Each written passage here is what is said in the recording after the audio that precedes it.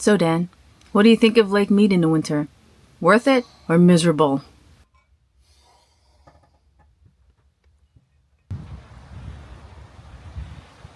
We've been here dry camping at Boulder Beach Campground for about 5 days. There's been no sun, so solar panels are having a break right now. We're gonna have to move over to the RV village. Nice hanging out, be dry camping here, but hot water and a hot shower is always a nice luxury, so looking forward to that.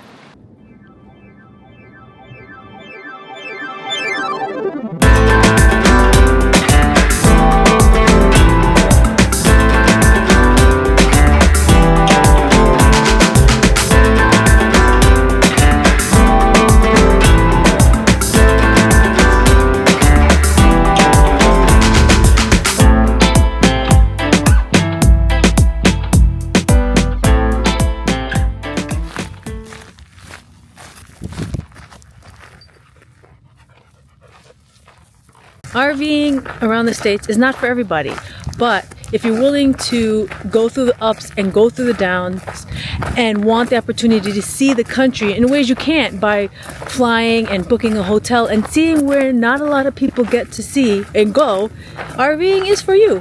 You have to be willing to learn and adapt. Every day can be a different backyard of yours. It's all up to you. So we paid for the expensive seats.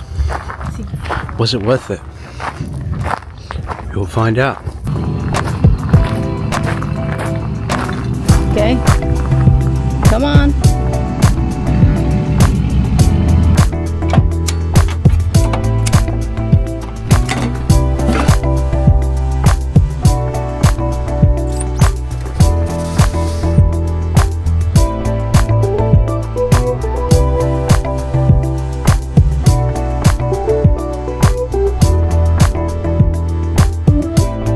The lake has evaporated, the water has gone. The supply from the Colorado River has dramatically decreased. Las Vegas and a whole population of people that are using this water supply. So if you look over there, just there, you'll see that white line down there. That was the water line over there years ago.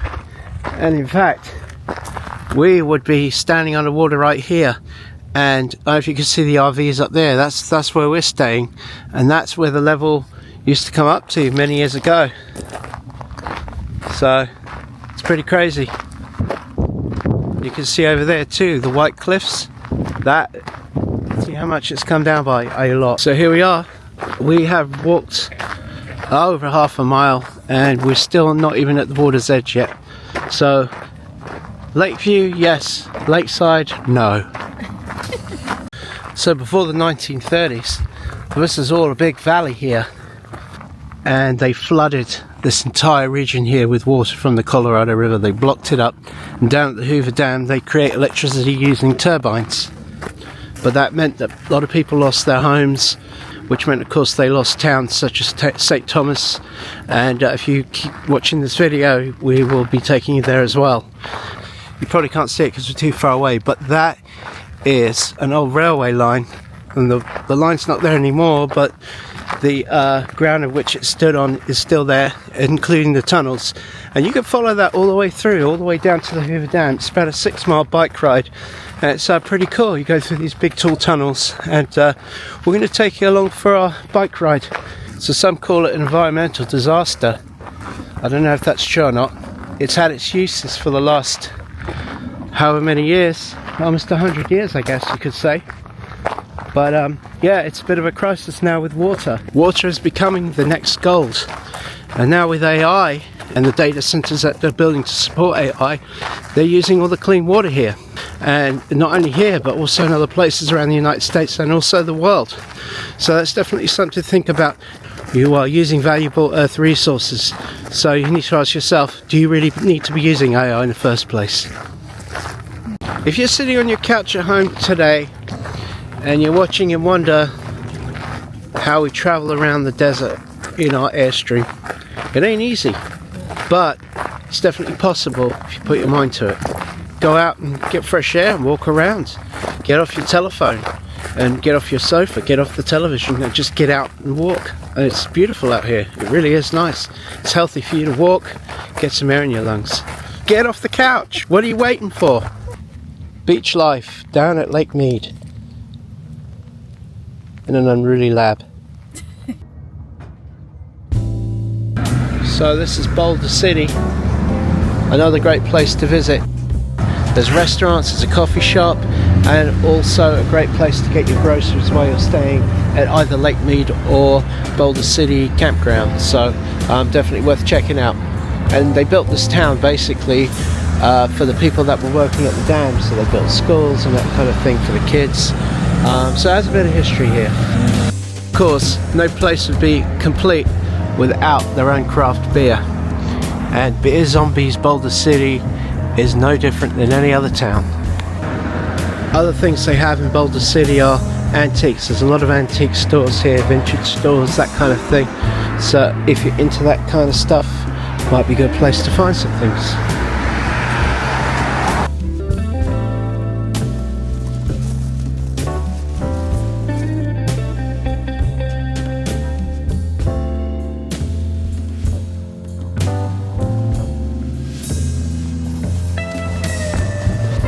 And if you're homesick because you're from England, you might want to stop off at the Cornish Pasty Company. They've got some killer English dishes. The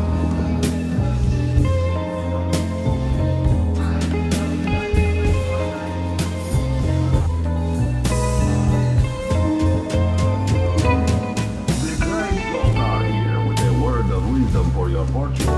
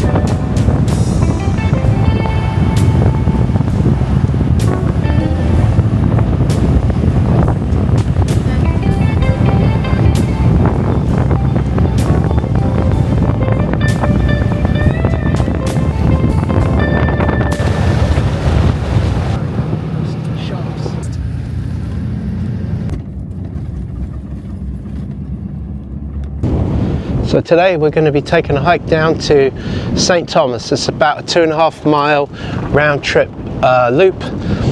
This place was built in the 1860s by the Mormons, and there was a little town here called St. Thomas, and in the 30s when they built the Hoover Dam, they flooded this entire valley. So basically everything was underwater, and as time's gone on, obviously Lake Mead has receded and it's revealed the ghost town of St. Thomas.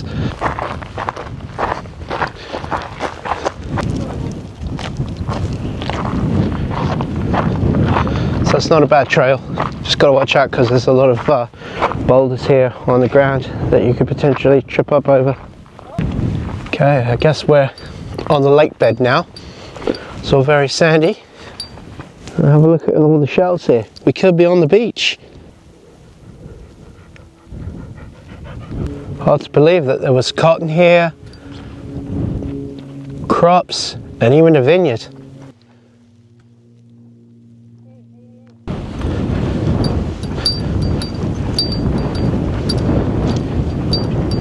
Here's another structure that we've just found on the trail here. They're obviously stones and materials that were available to them at the time, local stuff. So to give you an idea, here's the loop trail here, this little map here on these information boards. So this little ruin here was actually the house there. This must have been the well down in here. Hey, you enjoy this walk, Abby? You having a good sniff around?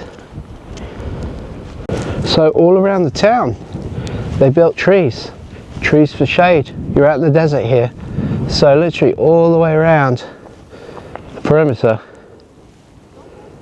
of the town there were trees. What a great idea. Free shade. So being out here in the desert, of course, water is a valuable commodity, and what they did was they'd have these cisterns here, and people were allowed to draw a certain amount of water, a certain amount of buckets.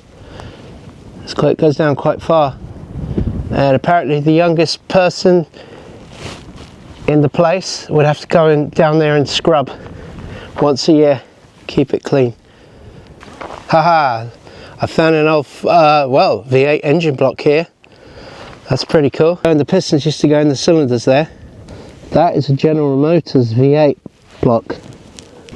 Funny thing is, someone tried to drag this out, you can see over here, and they're unsuccessful because basically the cable snapped.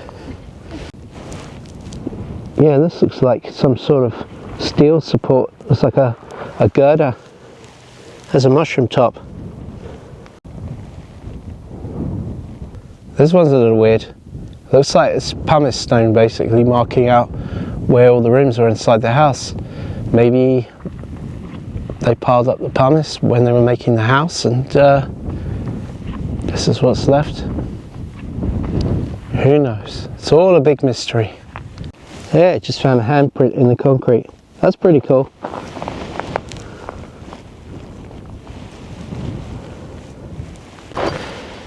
And also some initials, JP. Some more initials here, MCD. I feel like these slots might be for a door frame. So apparently this was an old garage here. You see a couple of things kind of lying around. And also a grocery store. So here's an axle from an old car.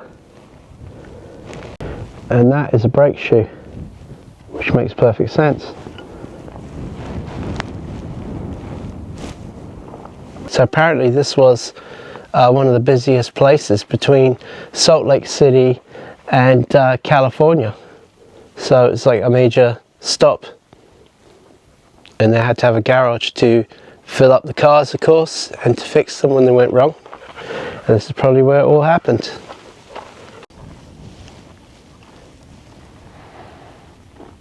This is the old schoolhouse, apparently.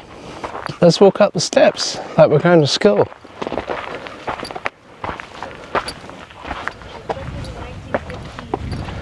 (1915).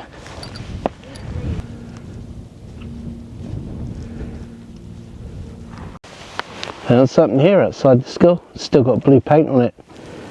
It's white as well. Wonder what it was. Part of a sink. It seems like it's white enamel inside. I bet you it was part of a sink. Something bathroom related.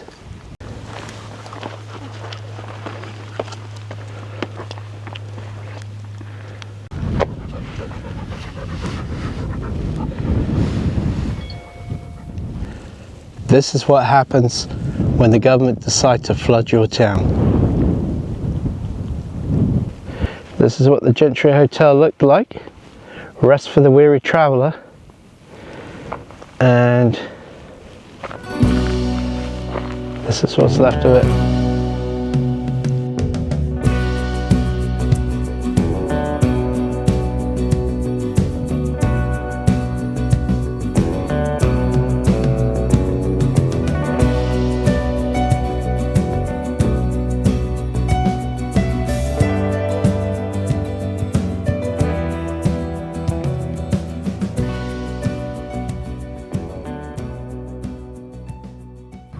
Steph's giving me the morning off today from the breakfast shift, so we're heading down to the boathouse here down at Hemingway Harbour in Lake Mead. The boathouse is a floating restaurant. I believe they have some good French toast, so looking forward to that. This is the only place in the next 40 miles where you can actually get a cup of coffee and sit by the lakefront. It's absolutely lovely here today. Wow, these are monsters. This carp have got to be, what, £35, £40.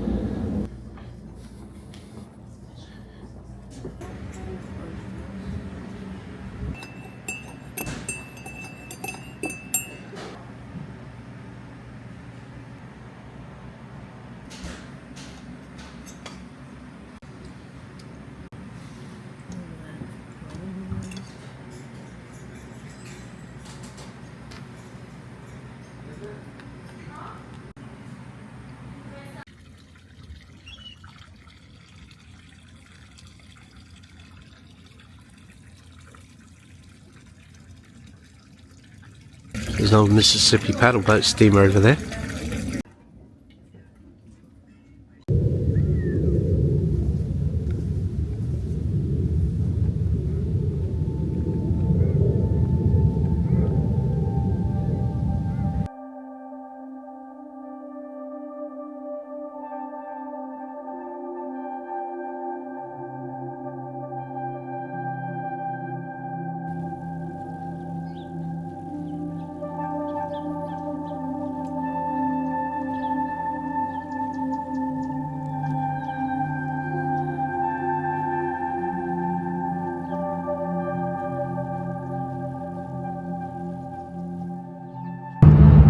Today we're going to explore what's around the Lake Mead recreation area.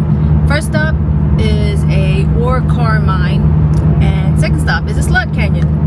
Haven't been there before, so we're going to see how it is and check it out. We're going for it! Ah! I get on the slab. Oh, hold on. Yeah, you have room on my side. You have room a little bit. Okay, stay here. Yeah? Okay. Yeah. Woohoo!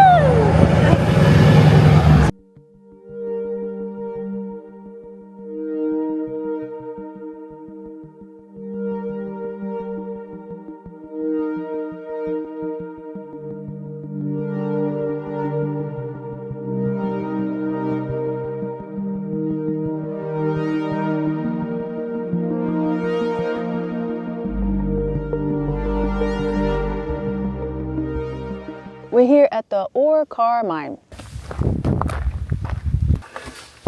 Wow, I've never done this before. A little apprehensive, but I'm sure it's fine. I just don't like dark holes.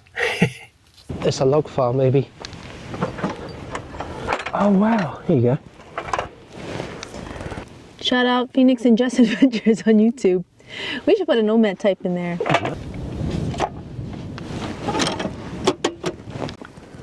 That's nice. That's a nice piece. Oh yeah. We are entering the slot canyon now. It's a like 8-mile loop or something like that, but we're not going to do that loop, so here we go. Oh wow. The rocks, jagged. That is pretty.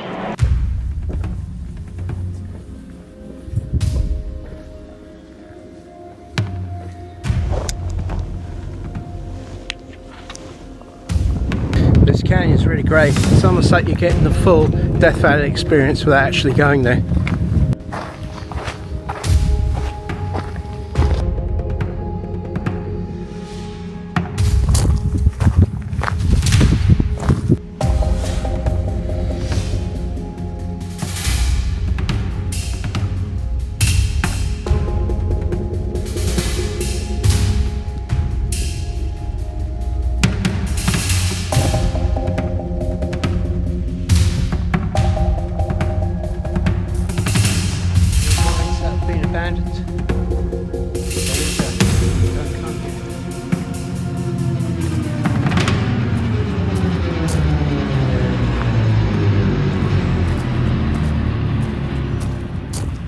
Okay, I think we finally made it to the entrance of the Narrows. No coming back. Alright guys, so this is where we have to make the executive decision about getting our feet wet for the adventure. Oh wow. Look at the pools. This is how you navigate a slot canyon so you don't get your feet wet. Okay.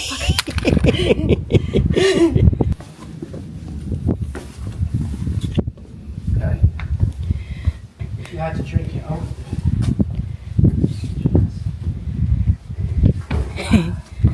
Good job. Alright, Steph, do your worst. Thanks.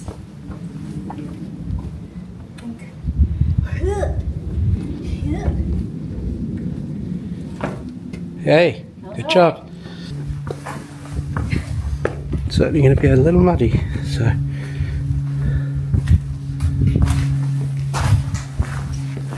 Okay, I'll tell you in a second. Yeah, I think we'll have to be swimming in there. There's no. What a shame.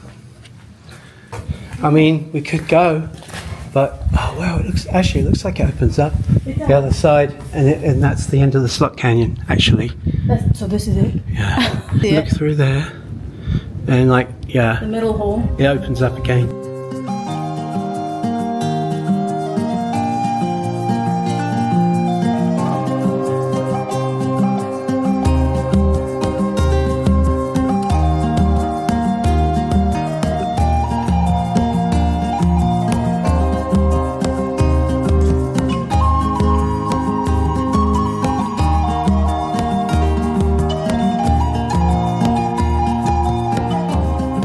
Okay, so we gave up with the slot canyon because of the water.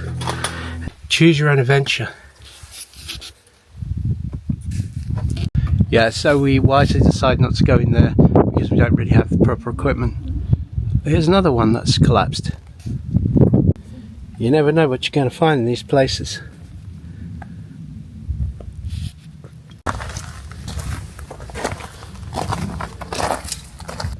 This is called selenite, and it all comes in sheets out of the ground.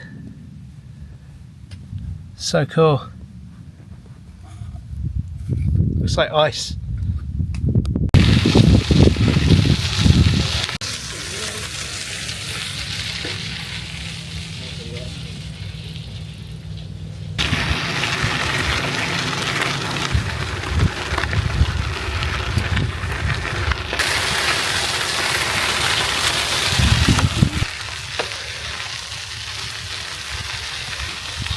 The railway trail, definitely a highlight of the tour.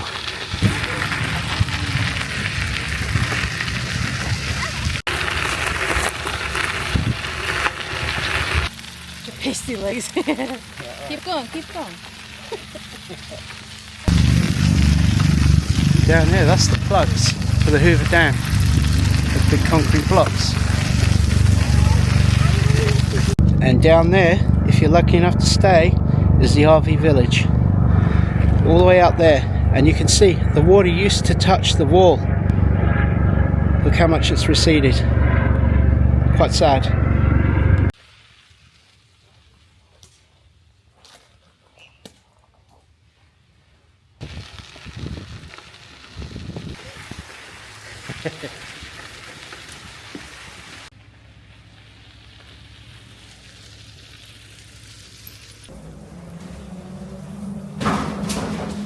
Today is Saturday, and it's errand day for us. So just a normal food shopping, grab some lunch. Before we do any errands and shop, first things first, dim sum. Are you excited? Extremely. Okay, we're starting off with the pork and veggie tofu skin, spicy wonton, shrimp shumai, the usual basics, and more to come. Spicy. Here we have a chive and pork dumpling, 3 pieces. One of us already ate. Eggplant and shrimp. The famous lava bun that Daniel always wants and talks about. Can't leave without trying their egg tart. As you can see, we were not disappointed with the food. Lake Mead has something for everyone, especially during the winter, where the weather is comfortable and it allows you to go out. It's not far from Las Vegas, where you can see shows, also eat, drink, and party for one night, yet it's far enough away to gaze at the stars and have a quiet evening. Lake Mead in the winter is a choose-your-own adventure. Chase the wind or chase the quiet. We chose this, one calm moment before the night.